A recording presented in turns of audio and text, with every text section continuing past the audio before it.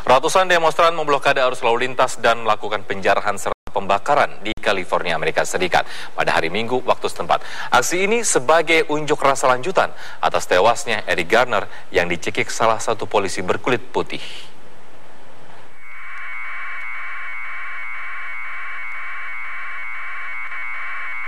Sejumlah polisi menangkap ratusan demonstran saat berusaha memblokade jalan di dua lokasi di Berkeley dekat San Francisco pada hari Minggu waktu setempat. Selain itu, penjarahan, perusakan, dan pembakaran juga terjadi di pantai barat Amerika.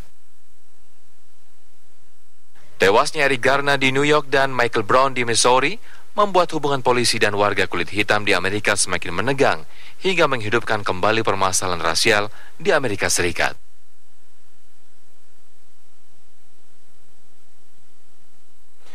Demonstran di California Utara menggelar aksi unjuk rasa dengan memblokade jalan utama dan menimbulkan kemacetan.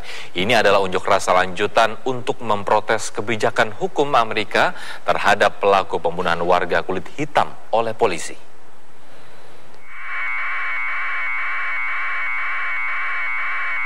Ratusan warga memblokade jalan utama untuk menutup laju lalu lintas antar negara bagian dari kedua arah Interstate 80 di Berkeley. Hal ini mengakibatkan antrian kendaraan dan kemacetan panjang. Aksi unjuk rasa besar-besaran telah meluas di hampir seluruh Amerika Serikat setelah juri pengadilan memutuskan untuk tidak mendakwa Darren Wilson, pelaku pembunuhan Michael Brown. Sementara itu, keputusan yang sama dilakukan juri di New York untuk tidak mendakwa polisi yang melakukan cekikan terhadap Eric Garner hingga tewas. Keputusan juri pengadilan di New York ini telah memicu serangkaian unjuk rasa di hampir seluruh Amerika Serikat beberapa pekan ini.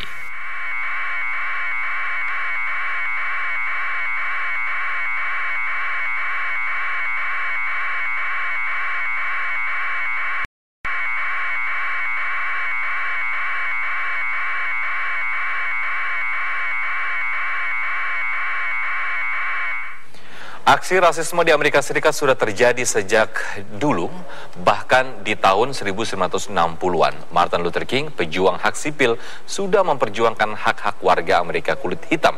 Sementara itu, Presiden Amerika Serikat, Barack Obama, mengakui rasisme masih mengakar hingga kini di negara yang ia pimpin. Selengkapnya berikut liputan Jurgen Alevia dari VOA, Washington DC.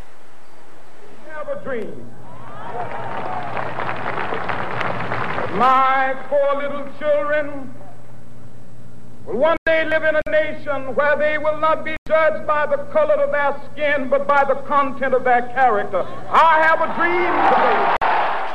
Pidato Martin Luther King 50 tahun lalu dikenang sebagai simbol perlawanan atas diskriminasi warga kulit hitam di Amerika.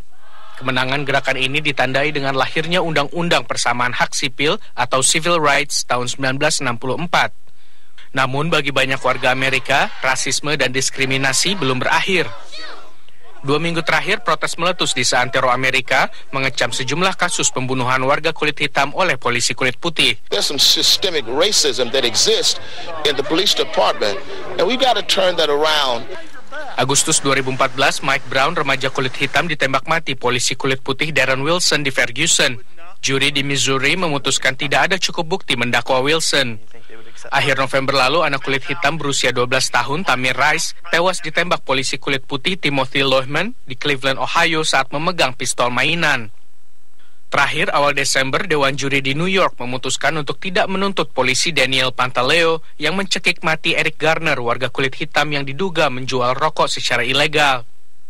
Hubungan antar ras di Amerika terus menjadi masalah meskipun negara ini telah memiliki presiden kulit hitam pertama. Bahkan menurut survei yang dilakukan oleh Bloomberg, 53% warga Amerika menilai hubungan antar warga kulit putih dan hitam memburuk sejak Presiden Obama terpilih. Meski ada kemajuan, Obama tidak menyangkal masalah antara penegak hukum dan kaum minoritas masih mengakar di Amerika. When you're dealing with something as deeply rooted as racism or bias in any society, you got to have vigilance, but you have to recognize that it's going to take some time and you just have to be steady. Minggu ini Presiden Obama merilis panduan yang melarang penegak hukum federal melakukan profiling atau mengkategorikan perlakuan seseorang berdasarkan ras, agama, dan negara asal.